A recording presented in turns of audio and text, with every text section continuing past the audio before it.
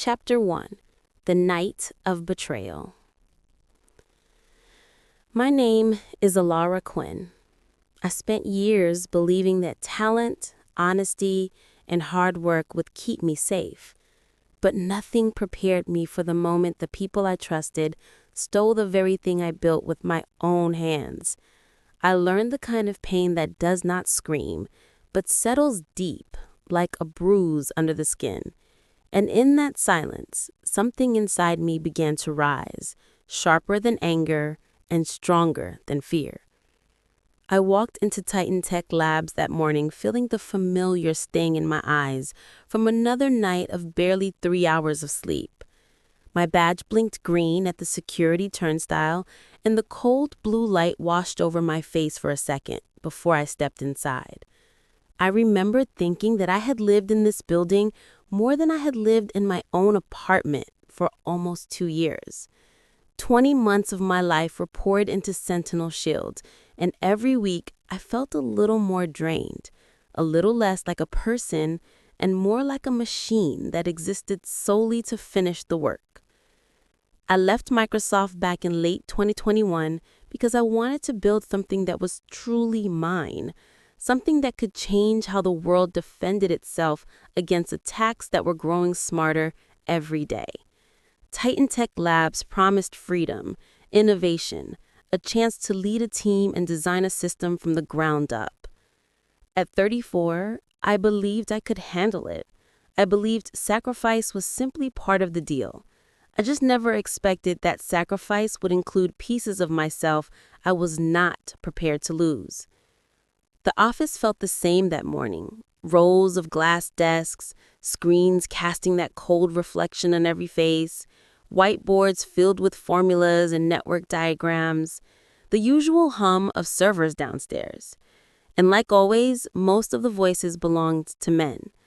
TitanTech liked to boast about diversity, but most days I was the only woman in the room, and definitely the only woman leading anything close to a major project. I learned to keep my shoulders back and my voice steady, even when I knew people doubted me before I opened my mouth. Sam Delaney waved from his desk as I passed. He was one of the senior engineers, and he always acted friendly, joking about my caffeine addiction or asking if I had eaten anything that day. But he also gave me that look sometimes, the one that said he was not sure someone like me should be the lead architect. Not openly, not cruelly, just that subtle hesitation when I presented a solution or made a decision. It was a look I had seen more times than I wanted to admit, a look I had learned to pretend I did not notice. Brandon Holt, the chief executive officer, was nowhere in sight when I arrived. That was normal. He had mastered the art of grand entrances. He liked to make people wait, liked to occupy every room as if it was built for him. I used to admire that in the first months. Later, it became a warning sign. Sentinel Shield had reached the phase I once thought was impossible. It could analyze millions of signals per second, learn from unknown patterns, and predict intrusions with terrifying accuracy. I had spent weekends here instead of resting, skipped holidays, and pushed past migraines that blurred the edges of my vision. But the progress was undeniable. Even Sam admitted that it was the most advanced system TitanTech had ever touched. Yet, for all that work, my name rarely appeared anywhere. There would be internal reports sent to investors, presentations to the board, product roadmaps.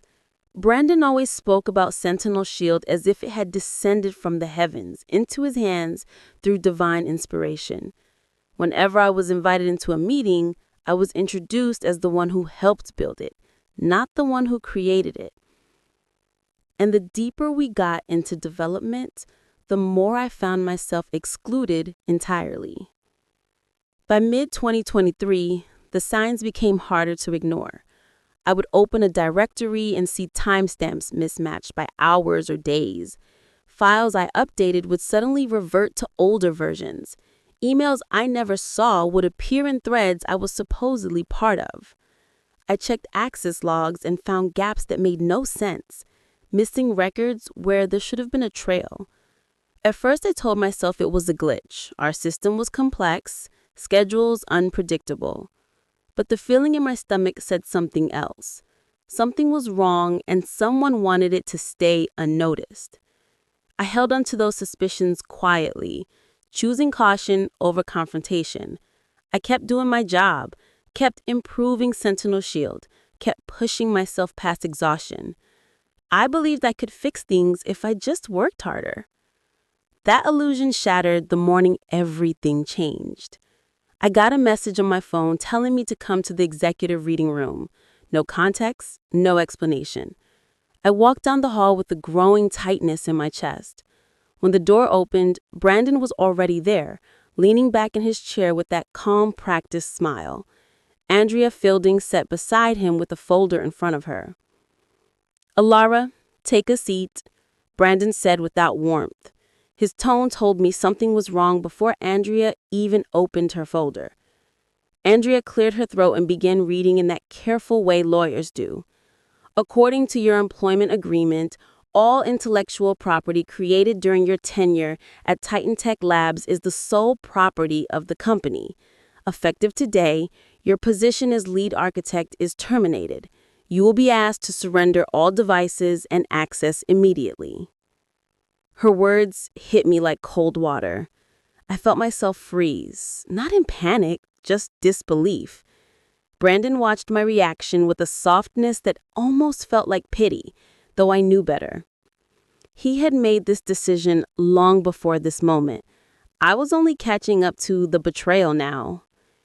Andrea continued, "The company is offering a severance payment of $300,000 contingent on your cooperation and discretion. It is intended to help facilitate a smooth transition and avoid any misunderstanding regarding ownership of Sentinel Shield." I remember looking at her hands instead of her face, because it was easier than looking at Brandon's. She spoke as if she was describing the weather. Simple, logical, nothing personal. I finally asked, "Why?" It was the only word that could leave my mouth. Brandon leaned forward and folded his hands. "Your work has been appreciated, Elara, but at this stage, the project needs a different direction, one aligned with the executive strategy. It happens all the time in companies like ours. You should take this as a sign to rest. Maybe focus on something new." A different direction, rest, something new. The phrases sounded rehearsed, hollow, identical to the ones he had used months ago when he cut me out of meetings. "Security will escort you to collect your belongings." Andrea's voice was steady. "Please understand the importance of discretion during this period." 2 security officers arrived at the door as if they had practiced the timing. I felt heat rise in my face but forced my expression to stay calm. I walked out of the room, past Brandon, who did not meet my eyes, past Andrea, who offered a small mechanical nod. Everything felt muted, as if someone had placed a glass wall between me and the world. When I reached my desk, colleagues watched silently. No one said a word. Sam's eyes flicked towards me for a second, then dropped back to his monitor. That hurt more than the termination itself. I packed my things into a cardboard box, a notebook, a photo, a plant I kept forgetting to water, a flash drive. The box felt heavier than it should have. Security walked beside me as I crossed the lobby. The receptionist glanced up, then looked away quickly. My badge was deactivated before I reached the door. Outside, the air was colder than I expected. The sky was heavy with low clouds, and the damp wind from Lake Union cut straight through my coat. I stepped onto the sidewalk and stopped for a moment, holding that small box against my chest. My hands were shaking, but my mind was strangely clear. Something inside me had already shifted. I started walking. Chapter 2. TitanTech's Hidden Truths. The wind pushed up my back as I headed toward the main street, and by the time I reached the bus stop, my hands had stopped shaking. There was a strange numbness settling over me, a quiet space where panic should have been. The bus ride to Capitol Hill blurred into a series of lights on wet pavement, faces glowing blue from phone screens, the low murmur of conversations I did not hear. My badge was useless now, just a piece of plastic in my pocket that no longer opened any doors. When I finally stepped into my apartment, the silence was sharp. The place was small, but mine, with stacks of technical books on the coffee table and an empty mug on the counter from a morning that felt like a lifetime ago. I put the cardboard box down on the kitchen island, took off my coat, and sank into the couch. My phone buzzed with a notification from my bank, and I stared at the numbers. Salary, gone. Health insurance, on account down. Stock options that were supposed to vest later that year, now frozen out of reach. 20 months of sweat and lost sleep translated into a $300,000 hush payment and a locked account. I leaned back and closed my eyes, counting the rent checks left before things became difficult, thinking about student loans, the savings I had already dipped into when Sentinel Shield demanded more of my time than any sane schedule allowed. For a moment, I considered taking the severance, signing whatever they wanted, pretending it had all been a misunderstanding. It would be so easy to tell myself that, but there was a knot in my chest that refused to loosen. My phone vibrated again, and this time it was my mother. I hesitated before answering, but I knew she would keep calling if I ignored her. She picked up with my name and a rush of questions. She had seen the missed call from earlier and assumed something was wrong. I told her, as calmly as I could, that TitanTech had let me go and said it was about restructuring and direction. I left out the part where they treated my project like it had been theirs all along. My mother went quiet for a second, then sighed. Elara, you work too much for these companies. Maybe this is for the best. You can find something more stable. Take the money, rest a little, come home for a while. I tried to explain that Sentinel Shield was not just some task on a list, that I had built it from the ground up, that they wanted to keep it without me. My voice caught halfway through and I hated how small I sounded. She softened her tone, but the message was the same. You are smart. You will land on your feet. Do not let this eat you up. There are other jobs. After we hung up, my brother called. Alex had always been more direct. He listened to the short version of what happened and then said I should cut my losses, take whatever money they were offering, and maybe switch industries if tech was going to keep burning me out. I could hear that he cared. I could also hear that he did not understand what it meant to have your work taken away from you like that. When the line went dead, the apartment felt even emptier. There was no anger in their voices, just resignation. People lose jobs, they said between their words. People move on. I stood by the window and watched the city lights flicker between the trees. Somewhere downtown, a building still had my code running on its servers, and someone I used to trust was pretending it had been his all along. My eyes drifted to my desk, to the laptop I had brought home with me when TitanTech first hired me. I sat down, opened it, and pulled up an old folder, the one that started everything. It was from the summer of 2022, almost 2 years ago, when I first noticed that something was wrong with our access patterns. Back then, Sentinel Shield was still in its early learning phase. I was testing internal traffic when I saw a cluster of log entries that didn't match any of the usual engineering accounts. After hours, repeated access to my personal development environment, requests that probed exactly the parts of the system that were still undocumented. At first, I wondered if it was just a misconfiguration. I double-checked. The source pointed back to a device associated with one of the executive offices. I remembered sitting at my desk late one evening, the entire floor nearly empty, staring at those lines of data. It could have been a mistake, or a test, or nothing at all. It could have also been the beginning of something very deliberate. I took a screenshot. I copied the logs. And for the first time since joining TitanTech, I made an appointment with a lawyer. Marion Walsh worked in a mid-sized firm downtown that specialized in intellectual property disputes. I walked into her office carrying a printed copy of my employment contract and a flash drive with redacted logs.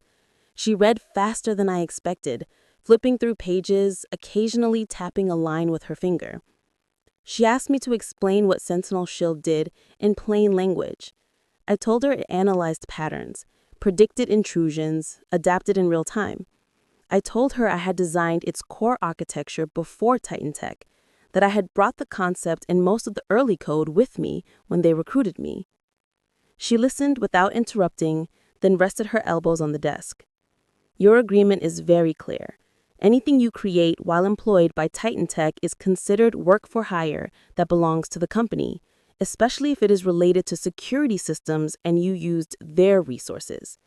The 12-month non-compete and the arbitration clause make it hard to challenge that without a long and expensive fight. I asked about the logs, about the late-night access to my environment from an executive machine. She looked at the printout more closely. If someone in leadership is accessing your work without transparency, that could be an issue, but you would need a lot more evidence to prove misuse or bad faith. And even then, the company would argue it has the right to inspect its own systems. So what can I do? I asked her. The question tasted like defeat. She leaned back and studied me. The legal structure is stacked in their favor. That doesn't mean you're helpless. It just means you have to be very smart about how you protect yourself. Document everything. Keep your own records in a secure place. If they cross a line, you want proof of what they did, not just what you felt. I left her office that day with a tight ball of anxiety in my stomach and a folder of notes in my bag. I knew TitanTech had the upper hand on paper, but I also knew how their systems worked. I knew how data could be preserved and how truth could be hidden or revealed. That was the week I began rewriting parts of Sentinel Shield. Not to sabotage anything, not to steal, but to build in protections I should have put in the start. I refined its self-logging features so every internal access request would be traced, evaluated, and timestamped with more detail than our usual compliance standards required.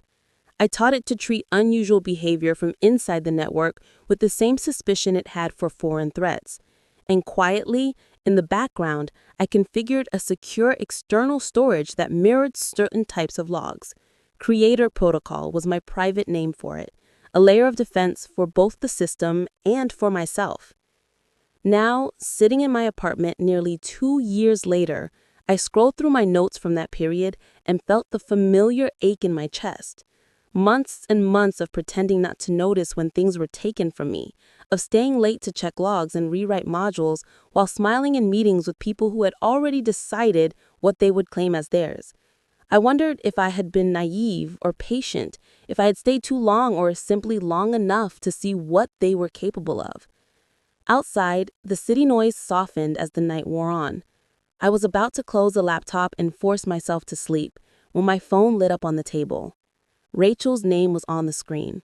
It was after 11. I answered and heard her breathing fast. Elara, everything is on fire here. The demo crashed in front of the investors. Sentinel Shield locked our own network. It's flagging TitanTech as a hostile actor, and nobody can figure out how to calm it down. I sat up, the exhaustion evaporating. What do you mean it locked you out? I asked. It's treating our internal traffic like an attack. It keeps generating alerts about suspicious executive-level activity. Brandon is furious. He wants to know what you did. He told me to call you. He says you need to come in and fix this before morning. For a long second, I listened to the sound of voices in the background on her end, the distant echo of raised tempers and scrambling footsteps. The image of that conference room flashed in my mind, the same room where they had told me I no longer belonged. I took a slow breath and felt something settle into place inside me.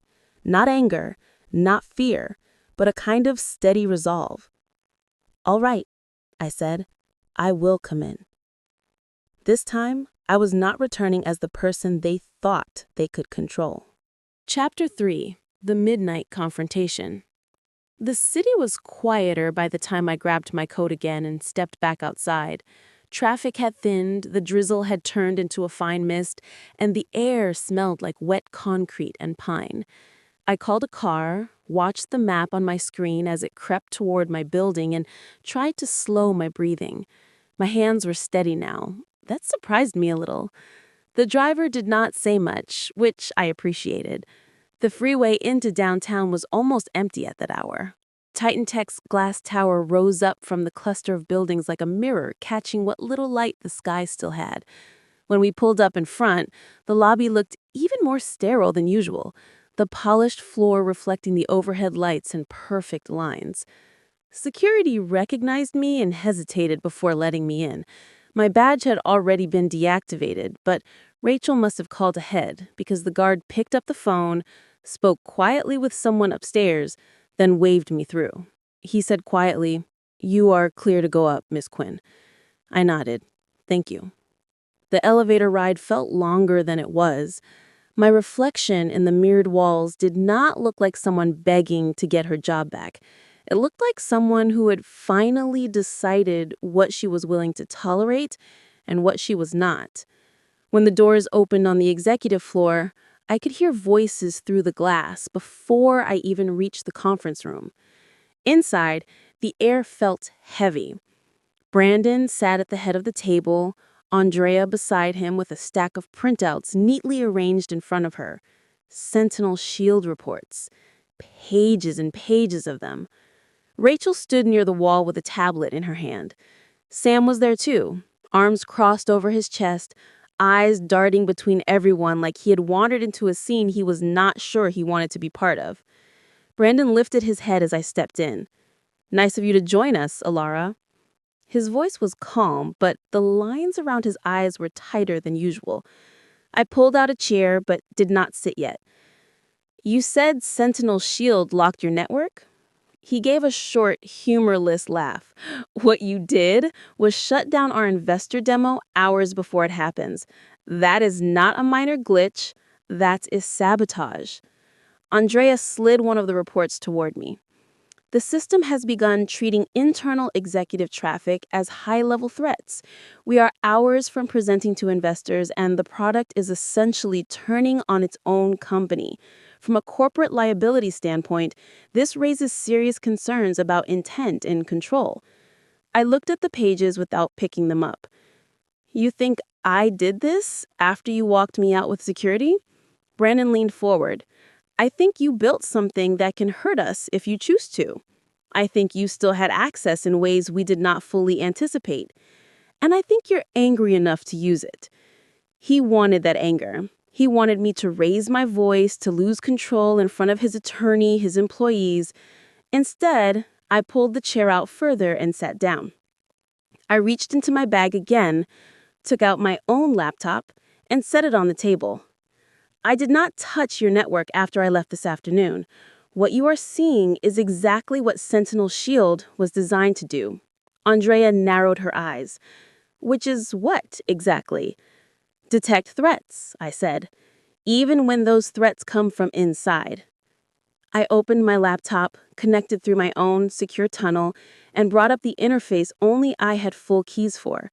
Creator Protocol did not have a flashy logo or user-friendly dashboard. It was a grid of data, timestamps, and access trails, color-coded by risk level. I turned the screen slightly so everyone at the table could see. "These are logs from the internal environment," I said quietly. "This is the activity Sentinel Shield has been tracking for months." Brandon straightened in his chair. "You are accessing our systems right now without authorization." "No," I said. "This is a mirror that has been writing to an offsite backup since last year. Creator Protocol was designed to preserve certain classes of events. You might remember approving an expansion of our logging capabilities for compliance. This is that capability doing its job." I clicked through a series of entries and zoomed in on a cluster marked in red. The same device identifier repeated over and over in the source field, always outside normal engineering hours, always targeting sensitive parts of the architecture. "These are late-night access events to my development environment," I said. "They originate from an executive office device. The pattern starts around August 2022 and continues regularly." Sam shifted his weight. Rachel's eyes were fixed on the screen. Brandon scoffed. This proves nothing," he said. "I am the chief executive. I have full access to all company assets. Looking at your code is part of my job." Andrea nodded slowly. "He is allowed to review internal assets, yes. That is inherently inappropriate." "It depends on what you do with what you see," I replied. I tapped another key and a second panel opened. This one with document histories and distribution paths, reports labeled for the board, financial summaries, risk assessments. Some were familiar, others I'd never seen during my time there. Creator Protocol did not just track network activity. It tracked which reports were sent where and which ones somehow never reached the people they were meant to. I highlighted two versions of the same security overview. The one I had prepared months earlier with clear notes about unresolved compliance concerns and potential legal exposure if Sentinel Shield was misrepresented. Next to it, a version trimmed down and polished, missing half the cautions, sent to the board from Brandon's account. The board saw this version, not the one I wrote. Mine was stored, then bypassed. Sam spoke for the first time. I thought those reports went through review because of formatting. No one told us about any content changes. Andrea's jaw tightened. Do you have evidence these edits were made intentionally to mislead? I met her eyes. Evidently, the edits were made. System logs show who accessed and modified them. You can interpret intent however you want. Sentinel Shield did not assign motives. It only flagged risk. Rachel took a step forward, her voice quiet but clear. I saw him in your lab, she said, looking at me, then at Brandon. More than once, late at night. I thought it was normal at the time, that he was just checking progress, but he told me not to mention it to anyone. He said it would confuse the team. Brandon turned toward her sharply. Rachel, you are misremembering. We've all been under stress preparing for this demo. Her fingers tightened around the tablet. No, I remember. The room felt smaller. I could hear the HVAC system humming above us, the faint tick of the wall clock. Brandon's composure started to crack. He stood up, paced a few steps, then jabbed a finger toward my laptop. You built something that is now putting this company at risk. Investors are expecting a stable product in the morning, and instead we have a system accusing our executives of misconduct. You cannot seriously claim this is just an accident. I never said it was an accident. I said it was working as intended. He rounded on Sam next. And you, why are you just standing there? Your team had access to her environment. This could be a stunt by any one of you trying to undermine executive leadership. Sam frowned. Our team did not touch her environment without tickets and approvals. If you are asking whether we planted anything without documentation, then no. And if the logs show otherwise, I want to see them. I let their words hang there for a moment, then scrolled further down the timeline. Recent entries glowed brighter where Sentinel Shield had escalated internal risk scores to critical. Executives marked as potential vectors, internal addresses reclassified. The system was simply following the parameters it had been given. Treat anomalous behavior as hostile until proven otherwise. Log everything. Your investors wanted a system that does not look away when someone with authority behaves like a threat. This is what that looks like in practice. Andrea's voice lost some of her earlier confidence. If these reports and logs are authentic, then we have a serious compliance issue on our hands.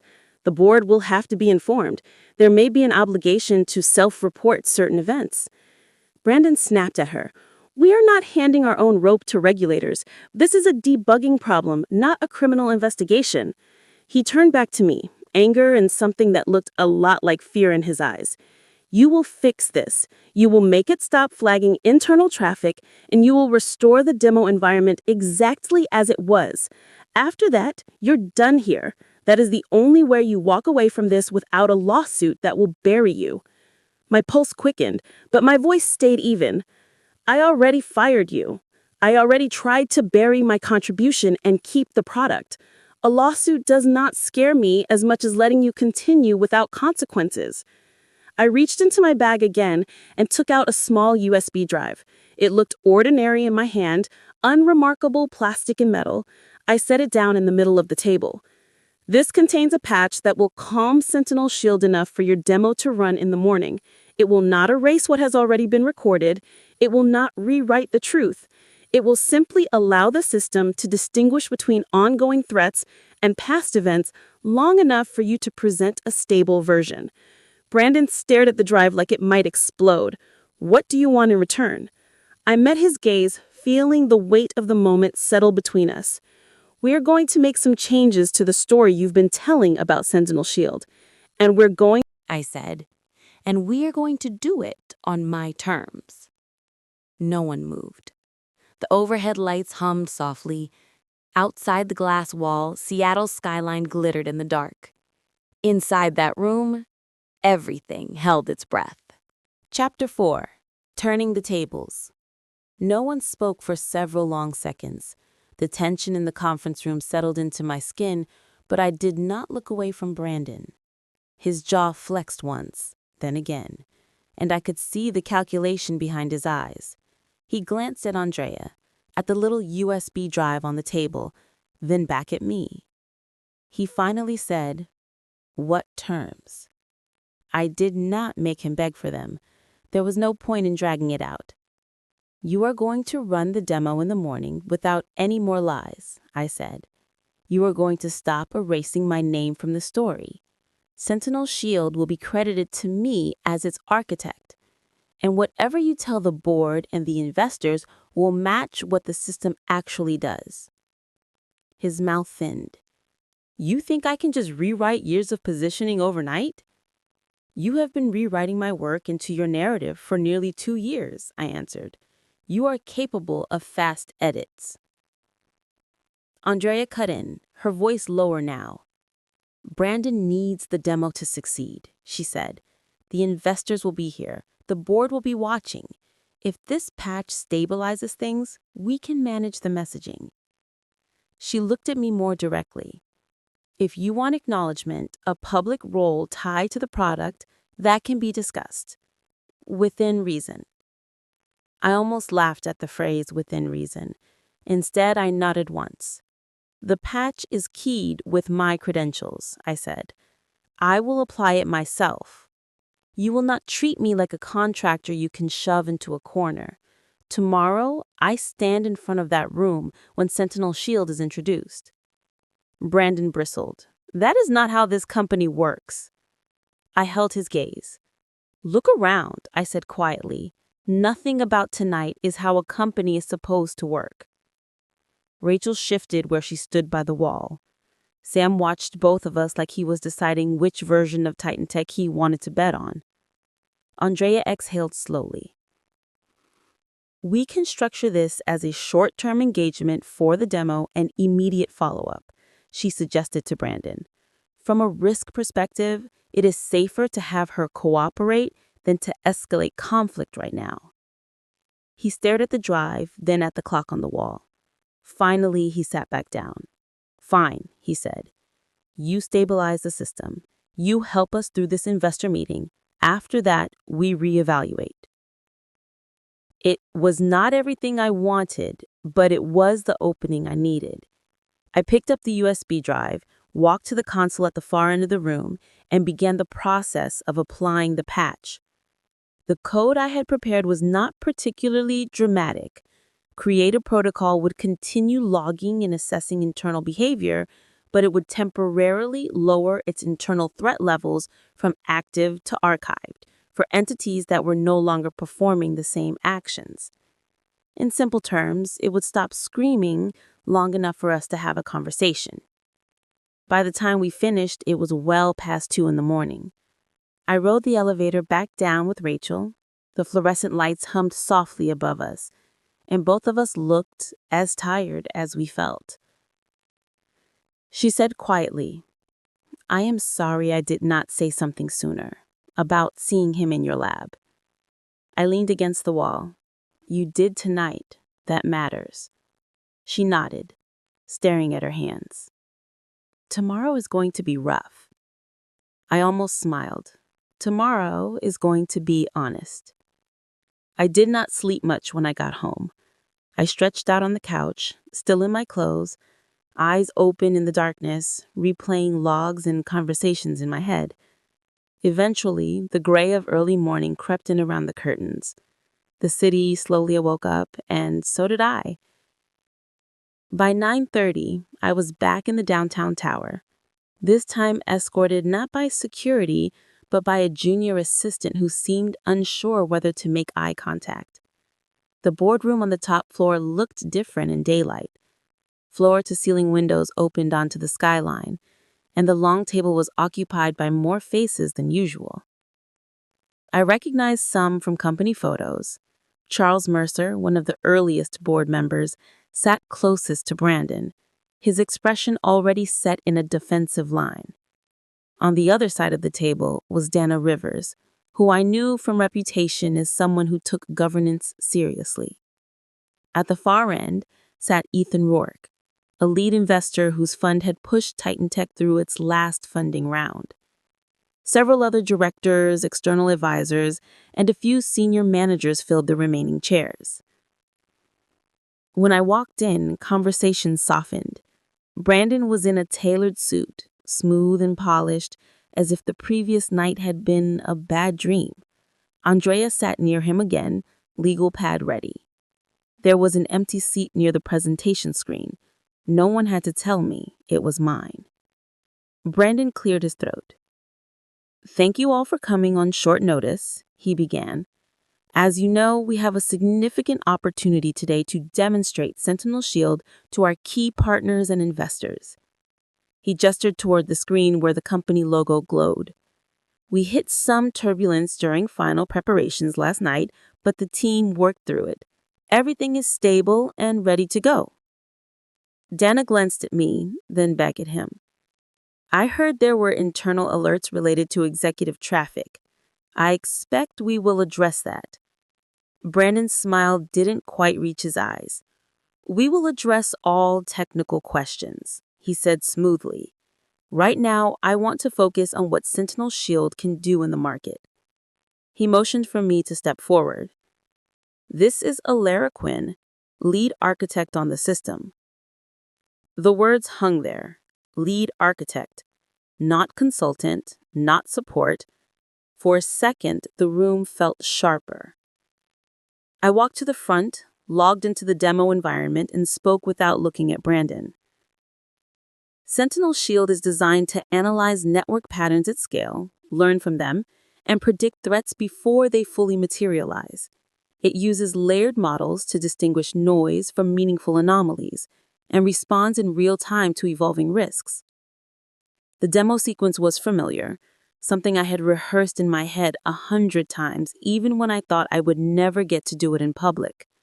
Sentinel Shield simulated incoming attacks, traced potential paths through a corporate network, and displayed its proposed countermeasures. The system worked smoothly for the first several minutes, screens updating with fluid precision. Then there was a moment, barely a heartbeat, where the interface paused. Just long enough for everyone in the room to feel it. A subtle hesitation as Sentinel Shield evaluated a new batch of internal signals. My hand hovered over the keyboard. I could almost hear Brandon stop breathing behind me. The status indicator flickered from assessing to stable. The simulation resumed. The room exhaled. Ethan leaned forward slightly. "Interesting behavior," he said. "Was that part of the test?" I nodded. Sentinel Shield does not ignore internal changes. If something unexpected happens inside a network, it will pause, reassess, and decide whether that pattern is benign or dangerous. We constrained its response right now for demonstration purposes, but we did not turn off its judgment. He watched me for a moment, then asked, "Who designed that internal threat detection layer?" Brandon started to speak. It was a collaborative effort across our leadership and engineering teams. I did not let the sentence finish. "I did," I said, my voice steady. "I started the architecture before I joined TitanTech and extended it here. Creator Protocol, the model you're asking about, was my design." A small silence followed. It wasn't hostile, just measuring. Ethan nodded once. "Thank you," he said. "It's good to know who I'm trusting with this sort of power." Behind him, I saw Sam sitting near the back of the room. He looked both surprised and strangely relieved. As we moved into questions, the presentation shifted from pure demo to accountability. Dana asked about logging standards, regulatory expectations, and how Sentinel Shield would behave if someone with admin privileges acted in bad faith.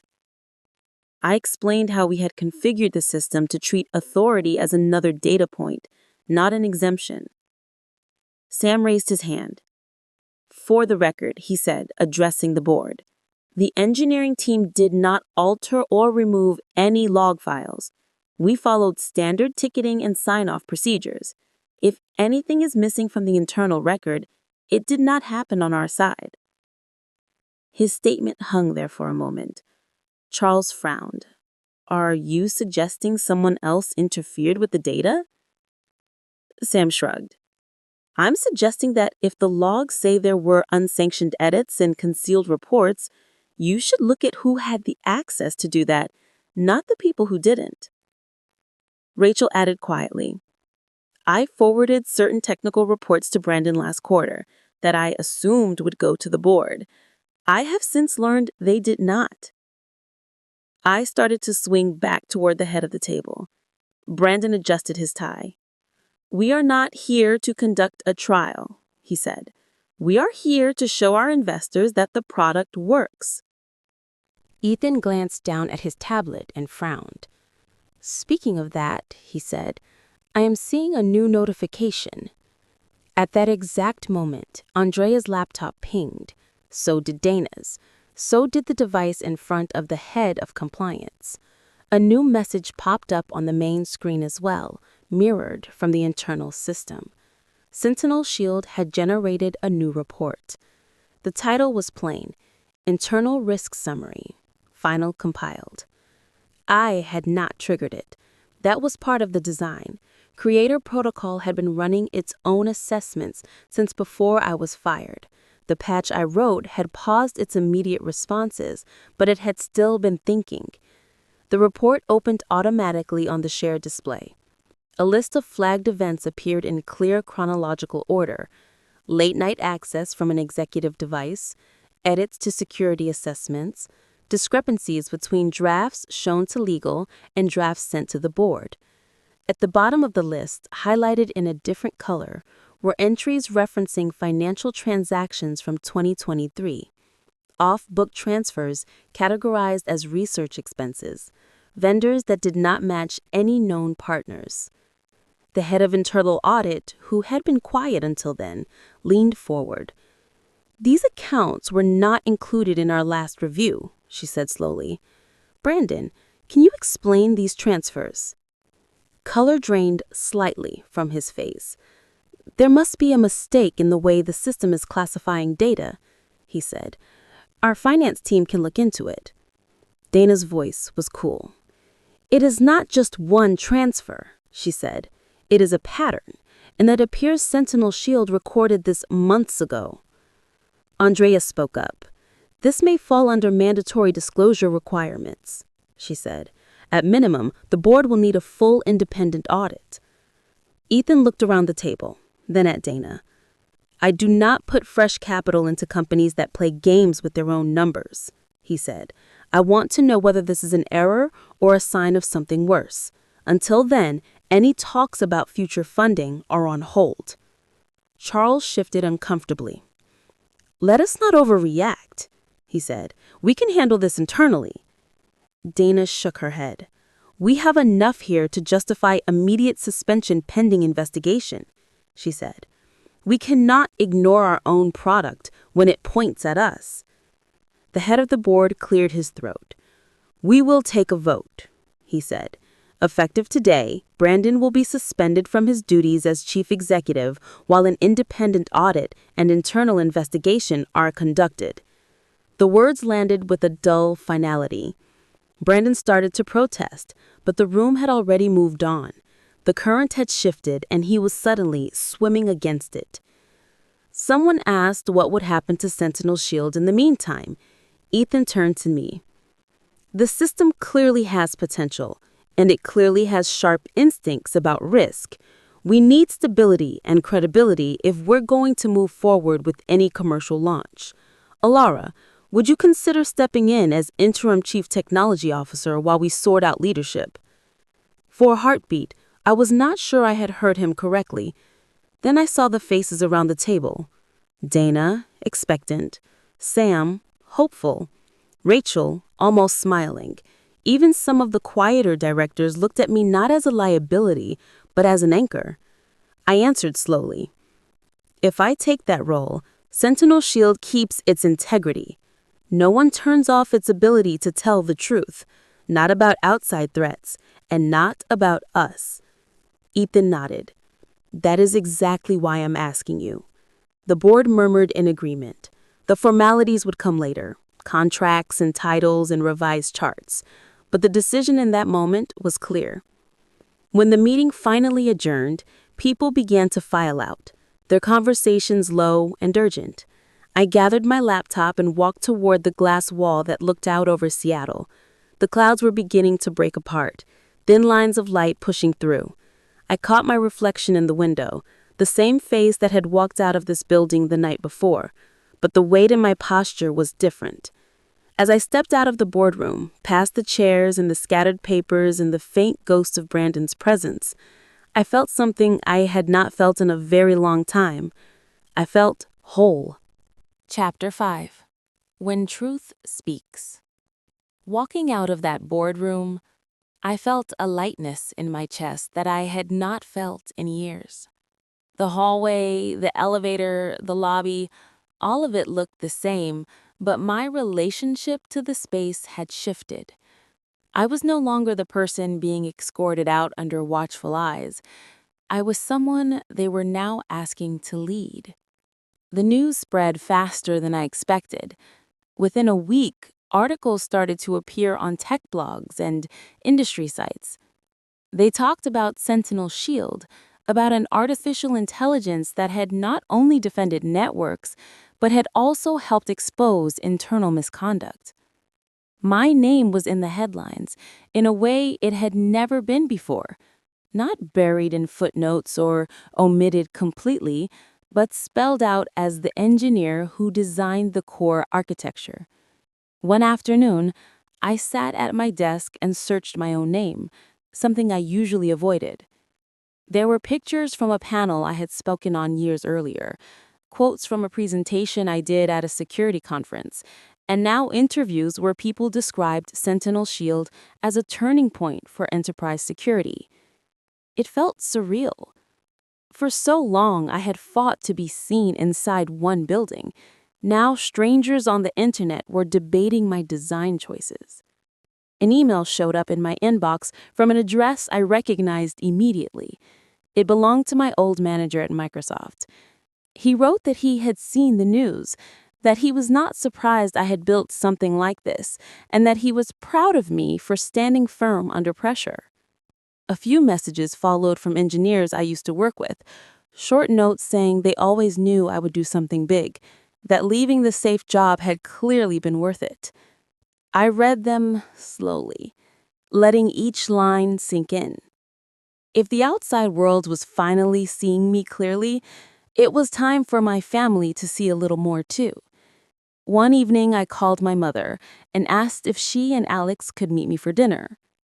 We picked a small place, not far from my apartment, a quiet restaurant where the lights were warm and the music was low. My mother looked tired from teaching all day, but her face broke into a soft smile when she saw me. Alex hugged me quickly and then sank into the booth with a glass of water, fidgeting with the edge of the menu. There was a moment of small talk, comments about the weather, traffic, my mother asking about my appetite like she always did. Then Alex glanced at his phone and cleared his throat. I saw an article about you today. Sentinel Shield, TitanTech, some story about internal fraud. Is that really what you have been dealing with? I nodded. It has been a lot. Most of it I could not talk about while it was happening. My mother looked at me carefully. I read one of those pieces too, she said. They said your system helped catch your own boss. Is that true? In a way, yes. It did what it was supposed to do. It did not look away when someone in power acted like a threat. For a long moment, she said nothing. Then she reached across the table and took my hand. "I'm sorry," she said quietly. "When you told me they let you go, I thought it was just like any other job loss. I didn't realize they were taking credit for your work and trying to bury you. I should have listened more instead of telling you to move on so quickly." Her eyes were damp but steady. Alec shifted closer. "Me too," he said. "I made it sound like you could just walk away and start over. I didn't understand what Sentinel Shield meant to you or how hard they pushed you. I'm glad you didn't just take the money and disappear." A knot I had been carrying in my chest loosened a little. "I know you meant well," I told them. "It's hard to explain these things from the inside. But I'm still here. I'm not broken. And it helps to hear you say this now." We talked a little longer, not about legal terms or corporate politics, but about how I was sleeping better, how I was thinking about ways to make my life less one-sided. When we said goodnight outside under the streetlights, my mother hugged me longer than usual. It felt like a chapter closing gently rather than slamming shut. Back at TitanTech, the atmosphere shifted in quieter ways.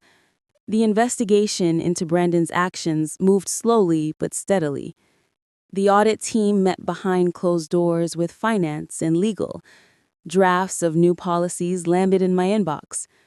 I attended more meetings than I ever had before, not as someone defending my place at the table, but as someone people needed answers from.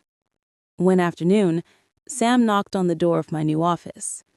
It wasn't a corner space with a view, just a slightly bigger room with a decent window, but it was mine. He stepped in, hands in his pockets. "So, Interim Chief Technology Officer.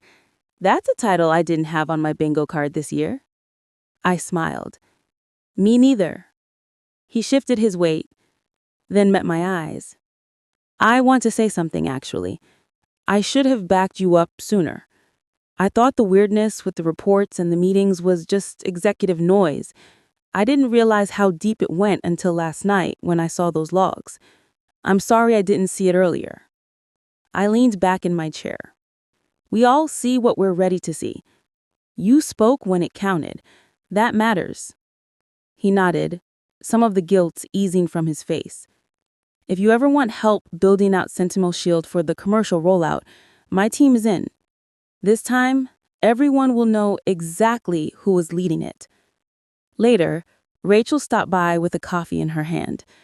She set it on my desk with an almost shy smile. "I got your order right, I think.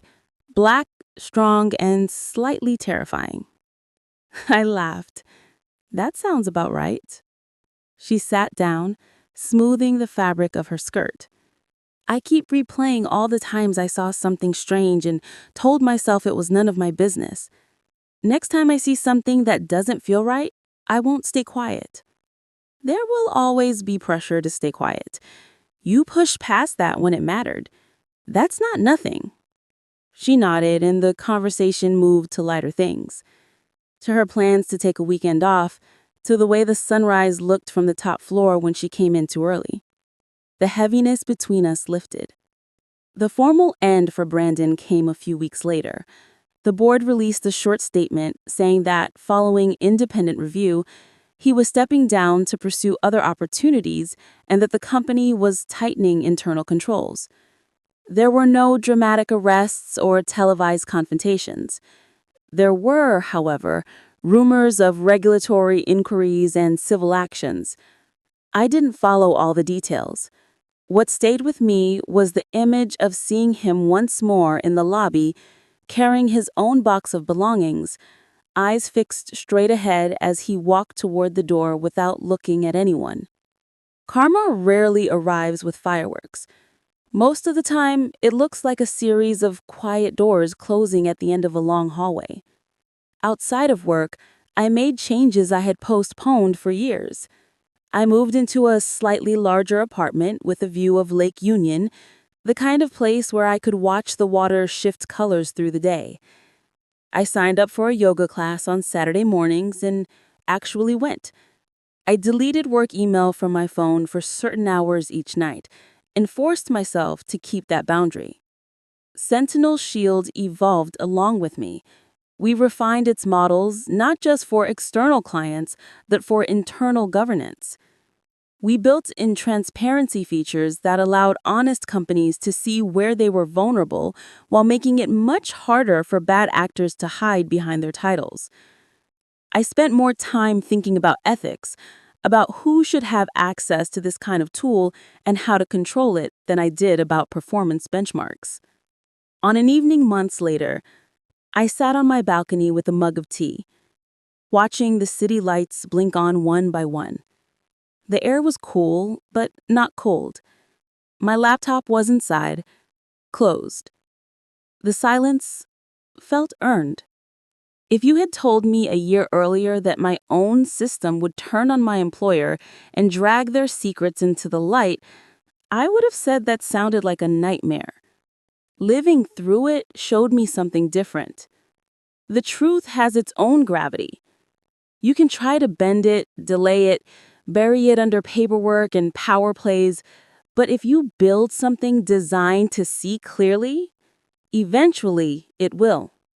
Justice didn't arrive exactly how I imagined. It didn't make everything neat. There were still scars, still nights when I woke up thinking about that moment in the conference room when they told me I was no longer needed. But the story didn't end there. It kept going, into new rooms, new choices, new versions of myself that weren't defined by what someone else tried to take. Sitting in that soft light, I thought about all the people whose names would never be in headlines, who kept their heads down as someone took credit for their work, who swallowed their anger because they were afraid of losing what little security they had. I thought about how close I had come to being one of them, how easy it would have been to sign the papers and walk away. Instead, I let the truth speak. And now I want to ask you something. Have you ever been underestimated, dismissed, or treated unfairly at work? And if you have, what would your story look like if, just once, you did not stay silent about it?